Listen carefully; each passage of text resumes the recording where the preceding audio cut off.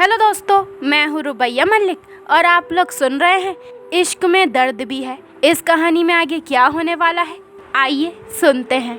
आरव दांत पीस कर कहता है, कैसे हुआ ये?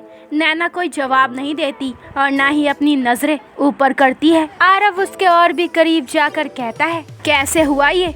नैना कोई जवाब नहीं देती और ना ही अपनी नजरें ऊपर करती है। आरव उसके और भी करीब जाकर कहता है, मैंने पूछा कैसे हुआ ये? नैना बिना पल के ऊपर किए मासूमियत से कहती है, नहीं मैं नहीं बताऊंगी वरना आप डांटेंगे। आरव का सब्र जवाब दे रहा था।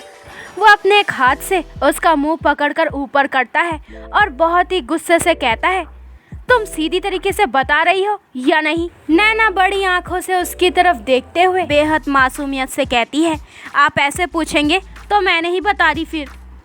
उसकी मासूमियत आरव के गुस्से पर भारी पड़ रही थी। वो खो जाता है उसकी मासूमियत में। आरव एक गहरी सांस लेकर बहुत आराम से कहता है, अच्छा मैं नहीं डांटूंगा, अब बताओ कैसे लगी ये? नैना कहती है, वो आप देर से आते हैं और मेरे उठने से पहले ही चले जाते हैं। मुझसे नहीं रहा जा रहा था आपके बिना तो। आरव कहता है, तो क्या? नैना समझ जाती है कि आरव को गुस्सा आ रहा है, फिर वो भी हिम्मत करके बोलती है, तो मैंने चाकू से कट कर लिया ताकि मुझे नींद ना आ जाए। ये कहकर वो कसकर अपनी आंखें बंद कर लेती है। इस वक्त वो बहुत ही प्यारी लग रही थी। आरव एकटक उसका चेहरा देखते हुए मन में कहता है, वही हो रहा है जिसका मुझे डर था। तुम्हारा ये प्यार का जुनून दिन ब दिन बढ़ता जा रहा है, जो तुम्हारे लिए खतरे से खाली नहीं है। नैना अपनी आंखें खोलकर उसकी तरफ देखती है।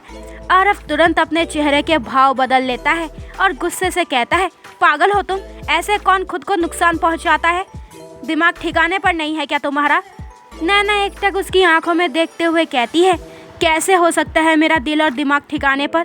सब कुछ तो आपने ले लिया है। ये दिल जो सिर्फ आपके नाम पर धड़कता है, अगर आज भी आप ना मिलते तो ये धड़कना ही छोड़ देता। आरव के दिल में हलचल शुरू हो जाती है। नैना कहती है, और ये दिमाग, इसके अंदर सिर्फ आप ही घूमते रहते हैं, सारा दिन आपके बारे में सोचता रहता है। मेरा सुख, चैन, भूख, प्यास, सब कुछ अब मेरा नहीं रहा, सब ले लिया है आपने। आरव नैना से दूर होते हुए कहता है, शट अप, दीवानगी की भी हद होती है। नैना उसके पास जाते हुए कहती है, नहीं, कोई हद नहीं होती दीवानगी की, कोई हद नहीं होती मोहब्बत की, ये तो बेहद होती है। और फिर आप हद में रहने की बात कर रहे हैं, आप जो हर चीज़ बेहद करता हो, चाहे वो गुस्सा हो, नफरत हो, सब बेहद। और मुझे यकीन है जिस दिन आप मोहब्बत करेंगे वो भी बेहद करेंगे। आरव एकटक नैना की आंखों में देख रहा था और नैना उसकी आंखों में। आरव मन में कहता है, क्यों नहीं समझ रही हो तुम? जब मेरे 4 दिन दूर रहने से तुम्हारा ये हाल है, तो जिस रास्ते मैं चल पड़ा हूँ उस रास्ते पर तो मेरे साथ कुछ भी हो सकता है। तब कैसे संभालोगी खुद को? नहीं, उससे अच्छा है कि तुम अभी संभल जाओ। ये कहकर वो तेज़ी से कमरे से बाहर जाता है। नैना भी उसके पीछे जाती है। घर में अभी माधव के अलावा और कोई नहीं उठा था। आरव तेज़ी से सीढ़ियाँ उतर रहा था और नैना उसके पीछे पीछे। नैना पीछे से आरव को कहती है, मेरी बात तो सुनिए, कहाँ जा रहे हैं आप इतनी सुबह और इतनी बारिश में? पर आरव उसकी कोई बात नहीं सुन रहा था और ना ही उसकी किसी बात का जवाब दे रहा था। वो गार्डन की तरफ जाने लगता है, पर नैना एकदम से उसका हाथ पकड़ लेती है। आरव घूरकर उसकी तरफ देखता है और अपना हाथ छुड़वाता है, पर नैना फिर से उसका हाथ पकड़कर कहती है, मेरे सवालों का जवाब दिए बिना आप कहीं नहीं जाएंगे। वो पूरे हक के साथ बोलती है। आरव बेहद गुस्से से उसे पीछे दीवार से लगाते हुए कहता है, अपनी हद में रहो, समझे तुम? बेकार की जिद मत करो और कोई जवाब नहीं है मेरे पास तुम्हारी इन बेकार बातों का। एक ही बात तुम्हें कितनी बार कहनी पड़ेगी? कान खोलकर दोबारा सुन लो, मैं तुमसे प्यार नहीं करता। वो एक एक शब्द पर जोर देकर बोलता है, मैं तुमसे प्यार नहीं करता। वो एक एक शब्द पर जोर देकर बोलता है। नैना की आंखों में नमी आ जाती है, पर इस बार तो आरव को किसी चीज़ से फर्क नहीं पड़ रहा था। वो दोबारा से उसके दोनों कंधों को जोर से दबाते हुए कहता है, सुना तुमने? मैं तुमसे प्यार नहीं करता, दोबारा मुझे अपनी शक्ल मत दिखाना। ये कहकर वो बाहर चला जाता है। नैना बारिश में ही उसके पीछे जाते हुए कहती है, हाँ, क्योंकि आप मुझे देखेंगे तो दिल में दबा प्यार बाहर आ जाएगा आपका। झूठे हैं आप, झूठ बोल रहे हैं आप। आपकी आंखें बोलती है कि कितना प्यार करते हैं आप मुझसे, पर मुंह से नहीं बोलेंगे। आरव के कदम रुक जाते हैं। दोनों ही तेज बारिश में भीग रहे थे। आरव पीछे मुड़कर नैना को देखता है, जो बारिश में भीग रही थी और हल्का हल्का कांप भी रही थी। आरव उसे देखकर कहता है, अंदर जाओ। नैना कहती है, नहीं जाऊंगी, जब तक आप मेरे सवालों का जवाब नहीं दे देते मैं कहीं नहीं जाऊंगी। आरव अपने बालों में हाथ घुमाते हुए एक गहरी सांस लेता है और कहता है, जिद मत करो नैना, अंदर जाओ। नैना कहती है, जिद तो आप कर रहे हैं, बेकार की जिद। मोहब्बत है तो बोल क्यों नहीं देते। आरव उसकी तरफ घूर कर देखता है। नैना कहती है, आप कितना भी घूर लीजिए, मैं नहीं जाने वाली। आरव कहता है, तुम समझती क्यों नहीं हो, तबीयत खराब हो जाएगी तुम्हारी। नैना एकटक उसकी आंखों में देखते हुए कहती है, तो आपको क्या फर्क पड़ता है, आप क्यों मेरी इतनी परवाह कर रहे हैं। ज़्यादा से ज़्यादा मर जाऊंगी ना, तो अच्छा है, मर जाने दीजिए मुझे। या तो मेरे सवालों का जवाब दे दीजिए या फिर छोड़ दीजिए मुझे मेरे हाल पर। आरव गुस्से से कहता है, ठीक है, मरो जैसे मरना है, आई डोंट केयर। कहना आसान है और करना बहुत मुश्किल। जब ठंडा पानी सर से ऊपर जाएगा तो अपने आप अंदर चली जाओगी। नैना कहती है, मैं कहती भी हूँ और करती भी हूँ। माधव पीछे खड़ा सब देख रहा था। आरव माधव को आंखों ही आंखों में उसे कुछ इशारा करता है, फिर नैना से कहता है, ठीक है, खड़ी रहो जब तक दिल ना भरे, लेकिन किसी गलत फहमी में मत रहना कि मैं तुम्हें बचाने आऊँगा। नैना कहती है, ठीक है, देख लेंगे।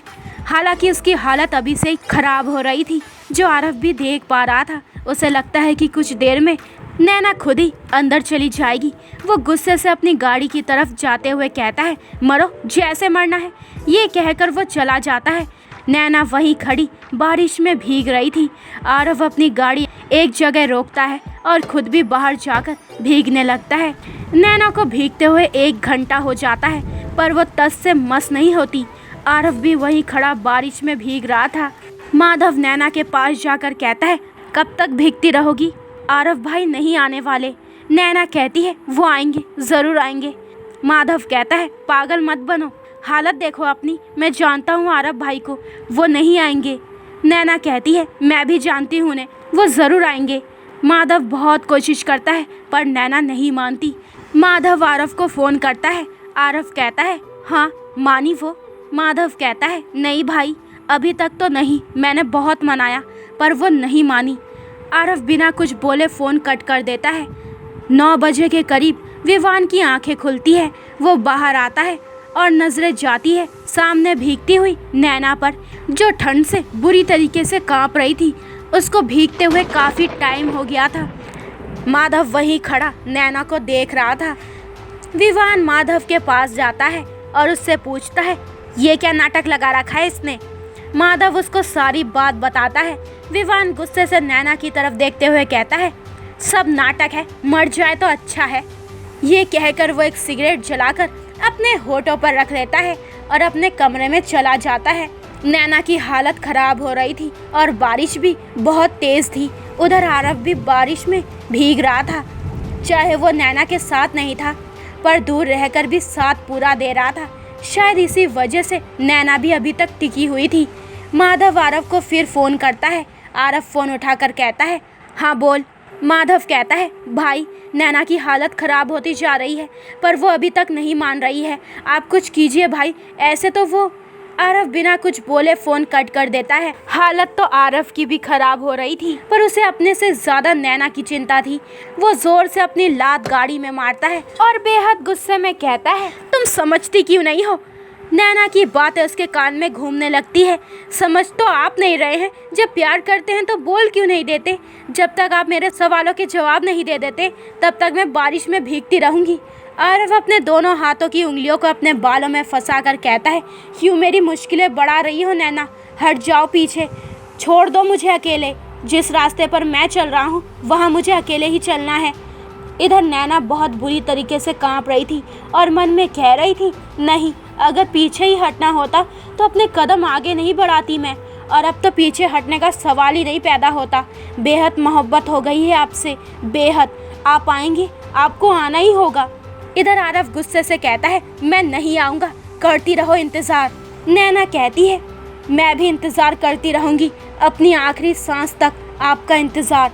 3 घंटे और बीत जाते हैं पर ना तो नैना वहाँ से हिलती है और ना ही आरव वापस आता है। विवान अपने कमरे की खिड़की में से नैना को देखता है, जिसकी हालत अब बहुत ज़्यादा खराब हो रही थी। नैना के कपड़े उसके बदन से चिपक गए थे। उसने अपने दुपट्टे से खुद को कवर कर रखा था, लेकिन वो किसी भी वक्त बेहोश होकर गिरने वाली थी। ना तो उसने कल रात से कुछ खाया था, ऊपर से इतनी तेज़ बारिश में वो कब से भीग रही थी। इधर विवान कहता है, जी में तो आता है कि इसे अभी इसी वक्त गोली मार दूं, बाद में जो होगा देखा जाएगा। जब से आई है हर रोज़ कोई ना कोई नया नाटक होता ही है। पहले खुद जाने को बोल रही थी और अब आरव यहाँ से जाने को बोल रहा है तो जा ही नहीं रही है। और ये नया शुरू किया है, इनसे प्यार करती हूँ। कोई प्यार नहीं करती ये आरव से। बस ये जिस मकसद से यहाँ आई है उसको पूरा करने के लिए ये बस आरव का इस्तेमाल कर रही है, और ये मैं बहुत जल्द साबित कर दूंगा। इसके बाद विवान अपने खबरी को फ़ोन करता है। खबरी कहता है, जी भाई। विवान कहता है, जिस लड़की की फ़ोटो भेजी थी उसका कुछ पता चला? खबरी कहता है, नहीं भाई, मैं पूरी छानबीन। विवान बीच में ही उस पर गरजते हुए कहता है, कितने दिनों से तेरी ये बकवास सुन रहा हूँ मैं तुझे सुनने के पैसे नहीं देता हूँ। अगर नहीं हो सकता तो मना कर दे, मैं किसी और से। खबरी बीच में ही कहता है, नहीं भाई, मैं अपनी तरफ से पूरी कोशिश कर रहा हूँ पर अभी तक कुछ हाथ नहीं लगा, बस कुछ दिन और दीजिए। विवान बिना कुछ बोले गुस्से से फ़ोन कट कर देता है और एक नज़र नैना को देखता है, जो अभी बुरी तरीके से काँप रही थी। उसके बाल खुले हुए थे, उसने अपना चेहरा नीचे झुका रखा था और ब्लू कलर के दुपट्टे से खुद को कवर कर रखा था। विवान बस एकटक उसे देख रहा था, पर दिल और दिमाग में पलक ही घूमने लगी थी। वो अपनी आंखें बंद कर लेता है, तभी उसे अपनी पुरानी यादें याद आ जाती है, जब पलक सबके सामने विवान को थप्पड़ मारती है और कहती है, अपनी हद में रहो, समझे? विवान के सभी दोस्तों की हंसी एकदम से बंद हो जाती है। विवान गुस्से से पलक की तरफ देखता है, पर पलक बेखौफ होकर उसकी आंखों में देख रही थी। विवान की गर्लफ्रेंड गुस्से से चलती हुई पलक के पास जाती है और गुस्से से उसको थप्पड़ मारने ही लगती है। You idiot! पर पलक बीच में ही उसका हाथ पकड़ लेती है और उसकी गर्लफ्रेंड को घूरते हुए कहती है, ये गलती मत करना, वरना तुम्हारी ये नाजुक कलाई तोड़ने में मुझे 1 मिनट नहीं लगेगा। ये कहकर वो उस लड़की को छोड़ देती है और अपने से दूर कर देती है। विवान अपनी गर्लफ्रेंड को पकड़ते हुए कहता है, हिम्मत कैसे हुई तुम्हारी मेरी गर्लफ्रेंड से इस तरीके से बात करने की? पलक भी गुस्से से कहती है, और तुम्हारी हिम्मत कैसे हुई मुझे छूने की? आसपास बहुत भीड़ जमा हो जाती है। विवान कुछ बोलता उससे पहले प्रिंसिपल वहां आ जाते हैं और पलक को देखकर कहते हैं, मिस पलक, एनी प्रॉब्लम? प्रिंसिपल को देखकर सब लोग थोड़ा नरम पड़ जाते हैं। पलक विवान की तरफ देखते हुए कहती है, नो सर, ऐसी छोटी मोटी प्रॉब्लम तो मैं खुद भी सॉल्व कर सकती हूँ। विवान और पलक दोनों ही गुस्से से एक दूसरे को घूर रहे थे। प्रिंसिपल कहता है, हाँ क्यों नहीं भाई, आखिर पुलिस वाली की बेटी जो हो तुम। ये सुनते ही विवान के दोस्तों के चेहरे का रंग उड़ जाता है। तो दोस्तों, ये वाला एपिसोड यहीं पे ख़त्म होता है। अगले एपिसोड में जानेंगे कि इस कहानी में आगे क्या होने वाला है। आखिर विवान और पलक का प्यार का बंधन कैसा था, और क्या आरव नैना को बचाने के लिए आएगा? तो आगे के एपिसोड और भी इंटरेस्टिंग होने वाले हैं। तो मेरे चैनल को जल्दी से सब्सक्राइब करें ताकि आपको मेरे न्यू एपिसोड का नोटिफिकेशन सबसे पहले मिल जाए। लाइक शेयर करें और कमेंट्स करके मुझे ज़रूर बताएं कि आप लोगों को ये स्टोरी कैसी लग रही है। अपना ख्याल रखें। बाय दोस्तों।